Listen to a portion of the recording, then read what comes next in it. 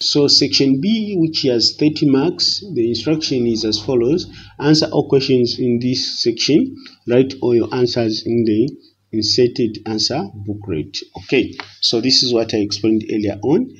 Okay, question 1 is as follows. Start the following map and answer the questions that follow. Okay, so what you need to do is pay attention, study the map, just like I said earlier on, and also take note of the key here. You should also understand the key here, and also you should also understand the compass here. Okay, so once you have done that, then you can go to the actual question. So let's go to the actual question. So question 1A is as follows. Name 2 types of fish caught in Lake Tanganyika. Name 2 types of fish that are caught in Tanganyika. So 1, that is booger fish. Okay, booger fish. Okay, so it can be booger fish or now perch or pamba. These are also fish caught in that. Then there is also we have got Mplungu Carpenter, which is lake sardines, okay, or lake sardines or carpenter. Okay, these are fish that are caught, these are types of fish that are caught in Lake Tanganyika. Okay, we go to question number 1B, which is what means of transport do the tourists visiting the historical site A use? So let's go identify the site A. Okay, historical site A. Where is it? A, it's here. Here we have circled. So what mode of transport will they use? Okay, so as you can see here, there is no indication of any water body. Okay, there is no indication of any water body. So that means this is just land. So the kind of transport that can be used can be either by motor vehicle, okay, plane, or we can also talk about train or airplane. Okay, so they can use these kinds, and also bicycle can be acceptable. So the possible answers of transport that can be used is aeroplane, motor vehicle, train, or bicycle are also acceptable. But apart from these, you can also mention the mode of transport that can be used, like we can talk about by road, by railway, and by air. Okay, these can be acceptable. So people can reach this historical site by using the road, things that moves on railway line, things that moves by air. So like you can mention train, motor vehicle, aeroplane, all these are acceptable. Okay, we go to question number 1C. 1C saying, what is the plantation crop grown in Mazabuka? So in Mazabuka, what is the plantation crop grown in Mazabuka? That is sugarcane. You and me know that Mazabuka is well known for producing sugar because they grow a lot of sugarcane in that area. So sugarcane is the correct answer. Number 1D is give one hydroelectric power station HEP found on Kafue River. Okay, so on Kafue River, you are going to find these 3 power stations. One, it is Tezi hydroelectric power station. We're also going to find Kafue Upper Gorge hydroelectric power station. Then you are also going to find Kafue Gorge electric power station, which is lower. Okay, so lower Kafue Gorge hydroelectric power station. So from these 3, you can pick one and write it. All these 3 are correct. They are found on Kafue River. Okay. We go to question 1E, which is state an indigenous tree found in hardwood forest. Okay. An indigenous tree found in hardwood forest. So they want 1, I'll give you 2. So the first one is Mupapa. B, or the second one is Mukwa. So you can either write Mupapa or Mukwa. Now, these are just some of the These are just two of the hard trees. There are so many trees that you can talk about. There is Kaimbi, Mutobo, Musenshi, all these, they are there. But I'll give you these two, Mukwa and Mupapa. So you can pick these two and you can use them even in other exams. Okay. We come to question 1F, which is, why does the government encourage the establishment of softwood plantation? Why does government encourage the establishment of softwood plantation? So, number one, to conserve indigenous forests. Number two, to provide alternative source of wood. Since they want one, I've given you two, so those are the ones. You can pick one from those and write them. Okay, we go to question number 1G, which is, mention 3 effects of rapid population increase on the physical environment in Lusaka. Mention 3. So, one is land degradation. So land degradation, so that means the land is destroyed or the value of land is reduced. 2, that is noise pollution. There is noise pollution. Okay, the second one is noise pollution. The third one is pressure on health and educational facilities. That means you find a lot of schools, they face issues of over enrollment. You find in class there are more learners than expected. Okay, so this is what happens. You find the class has got 100 students in class, 100 plus learners in class, 100 by one teacher. Okay, so that will be pressure on health and education facilities. When it comes to health, that is, there is a lot of people that are visiting hospitals because they are sick. Okay, so the other one is overcrowding on the streets and the households. Okay, so you find that because there are a lot of people in Lusaka, many of them, they don't have formal jobs. Yes, they'll go into streets and start selling so that they can earn a living. That's why you see a lot of demolishing happening in Lusaka, or they are destroying a booth, or they are destroying this market because it is on the area where it's not supposed to be, because people, they learn out of options. So whatever they see land, they want to use it for personal gain, and then okay, just like that, then they make money. And in households, you find that because people are many and they cannot afford good houses that can accommodate them, you find that people are renting a 2-roomed house and they are 8. Okay, a 2-roomed house, they are 8, the mother and the father, and there are some grown boys and girls who are sleeping at a second, maybe they are sleeping in a second room, which is regarded as a sitting room. Okay, which is, the house will be more crowded, whereby a normal living a family of 8 members should have at least a 3-bedroomed house. Okay, at least 3-bedroomed house. Okay, so those were the answers for question 1 in section B. We go to the next question. To question 2, which is, start the following photos and answer the questions that follows. So here we have got the skull, which is a skull excavated at Broken Hill. Number 2, photo 2, pupils from Pika Boys Secondary School interviewing Mr. Munamala at his home. Okay, so you need to pay attention and study those photos. Once you have studied them, then we go to question 2A. Okay, question 2A is as follows. Identify the methods of learning about the past depicted in photo 1 and 2.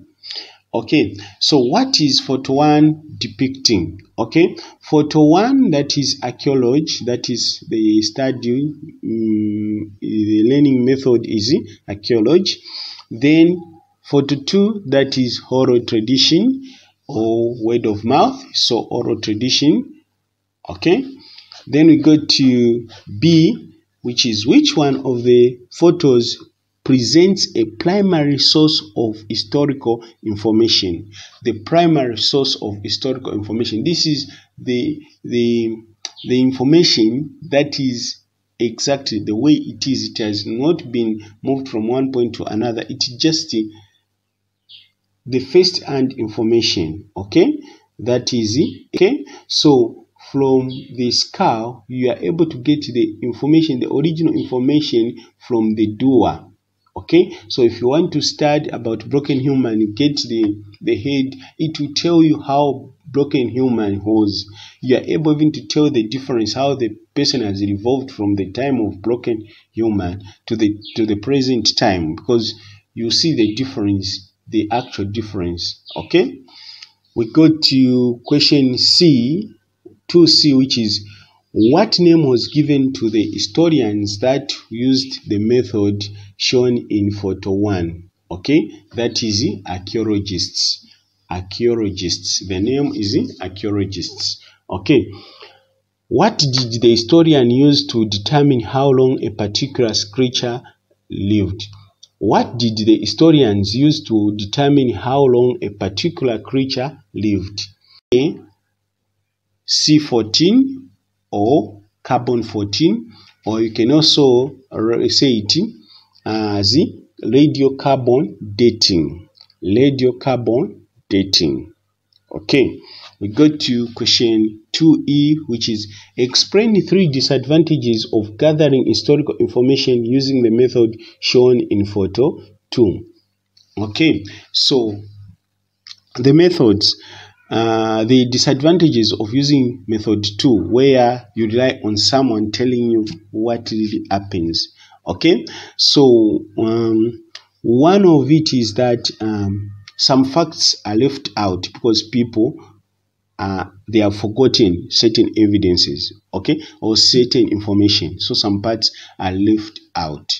Okay, the other one is that there is a risk of exaggeration. Okay, there is a danger of exaggeration when the person is telling you, he or she might exaggerate, might say things that are not part of that instance, might exaggerate, add some few things that were not there. Okay, so I've said 1, some information may be left out. 2, there will be some exaggeration. People tend to add some few things that were not there. Okay, then the third one is to find that those people like eyewitnesses are not available, which is will prove some like difficult to locate them. Okay, eyewitnesses won't be present. Eyewitnesses won't be present, and it will be difficult to find them. Okay, so it will be difficult to find eyewitnesses. Okay, in some instances you find that this information you are gathering from people is not even reliable. Okay, it's not even reliable. Why? Because someone will tell you, okay, for instance, 2 people were present when something was happening. So the other one will tell you something, and when you consult the other person, when you interview the other person, who will say what contradicts with what was said from that person. So that way, the information will not be reliable. You can't rely on such information because already 2 people, 2 eyewitnesses are giving you 2 different information. So it will be very difficult to rely on such information, or it won't be possible to rely on such information. Okay, we go to question 2F, which is name the early type of writing which was invented by the ancient Egyptian. Name the early type of writing which was invented by the ancient Egyptian. That is hieroglyphics. Hieroglyphics. Okay, hieroglyphics. Okay, we go to question number 2G, which is which government department is responsible for keeping historical sources? Which government department is responsible for keeping historical resources? Okay, that is National Archives of Zambia. found in Lusaka. National Archives of Zambia, which is found in Lusaka. Okay, so basically these are answers. Some of the answers we are supposed to give, but in some areas, certain questions had a lot of answers, so whichever answer you bring out will be acceptable as long as it is among the answers. So where they are like in E, where they were asking for us to give 3 reasons, I gave you 4, so you can choose 3 from those and write them. Okay, we go to question number, the next question, which is question number 3. Question 3 is as follows. With reference to the United Nations specialized agencies, answer the questions that follow. With reference to the United Nations specialized agencies, answer the questions that follow. Question 3A is, which specialized agents of the United Nations organization, UNO, is responsible for improving sanitation and hygiene in developing countries? Question 3A is, which specialized agents of the United Nations organization, UNO, is responsible for improving sanitation and hygiene in developing countries? The answer is the World Health Organization, WHO. The World Health Organization, WHO. Question 3B is, when was the specialized agents mentioned in A established? It was established in 1948. So the World Health Organization was established in 1948. So to establish is when it was made. It was made in 1948.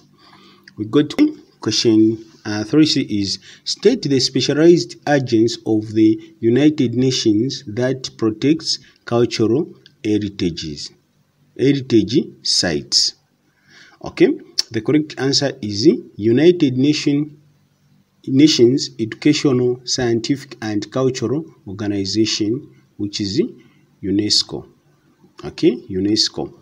Question 3D is, which agents of the United Nations lays world standard of working condition?